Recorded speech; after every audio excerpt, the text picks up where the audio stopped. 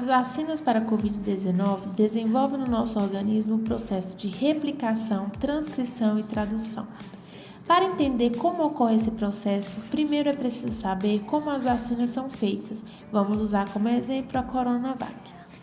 A Coronavac é produzida pelo Instituto Butantan. Ela é criada a partir do próprio SARS-CoV-2, só que inativado, e por isso não causa doença. Essa técnica já é utilizada por outras vacinas, como por exemplo a da gripe.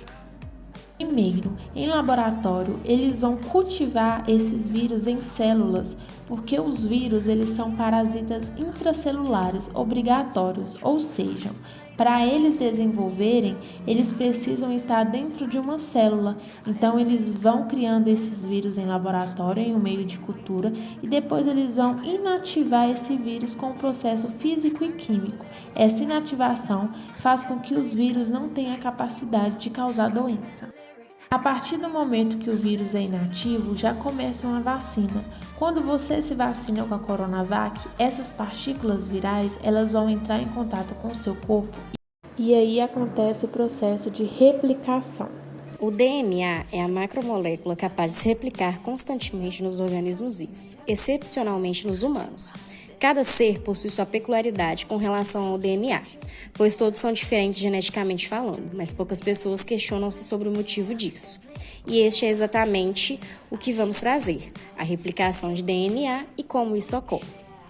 O DNA é formado por duas fitas com complementariedade de bases nitrogenadas, adenina, timina, guanina e citosina, formando os nucleotídeos e gerando o colar de contas, como é chamado popularmente. A todo momento, essa molécula está se replicando, ou seja, se duplicando, gerando novas fitas complementares umas às outras, pois o organismo vivo necessita gerar novas células e, consequentemente, o códon de gene diferente. Essa replicação irá terminar no códon A ou G, o chamado stop códon, ou códon de parada. E é aí que o RNA mensageiro chega com sua fita simples para formar as proteínas da célula. Já na parte da transcrição, ocorre quando as vacinas transportam para dentro da célula as instruções do RNA externo, para que a célula produza a proteína da espícula do vírus, que nada mais é do que a parte de fora, essa coroa. A mensagem genética do vírus está escrita com 29.903 letras, das quais 3.831 compõem a proteína da espícula do vírus, que é essencial para que o coronavírus possa infectar. Assim que essas nanopartículas injetadas chegam ao músculo e penetram em diferentes células do corpo, elas soltam as cadeias de RNA. O RNA é localizado pelos ribossomos sem passar pelo núcleo da célula. Os ribossomos são encarregados de traduzir esse RNA para criar as proteínas da espícula do vírus.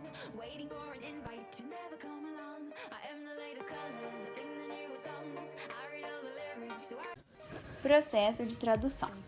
A tradução é uma síntese proteica. Ela acontece no citoplasma e é realizado pelos ribossomos. Quando o RNA mensageiro lê a informação genética do DNA, utiliza os ribossomos e o RNA transportador para criar a proteína. Dentro do ribossomo da célula, a cada 3 letras se unem a um RNA transportador para formar um aminoácido específico. Esses aminoácidos vão se unindo como pérolas em um colar para dar lugar a proteínas que formam o vírus. Aproximadamente 29 diferentes proteínas são identificadas. Entre elas, a mais relevante é a glicoproteína de pico, reconhecida como proteína S. Essa proteína permite a entrada do vírus nas células hospedeiras pela ligação ao receptor celular, que é a função da membrana.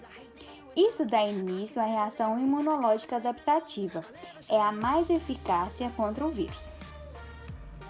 Qualquer vacina é uma simulação de uma infecção. Seu objetivo é provocar uma resposta do sistema imunológico a um agente patogênico, sem deixar que cause a doença.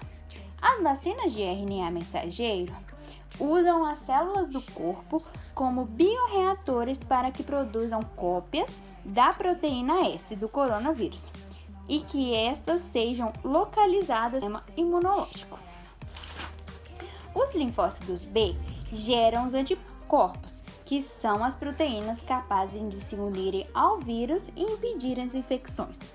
Esta linha também inclui células de memória, capazes de recordar os vírus e reativar o sistema imunológico, meses ou mesmo anos depois. É dessa forma que as vacinas são capazes de desenvolver uma memória imunológica adaptativa. De fato, as vacinas deixam o organismo preparado para responder de forma mais rápida às infecções, tornando as pessoas imunes ou apenas desenvolvendo formas mais brandas das doenças.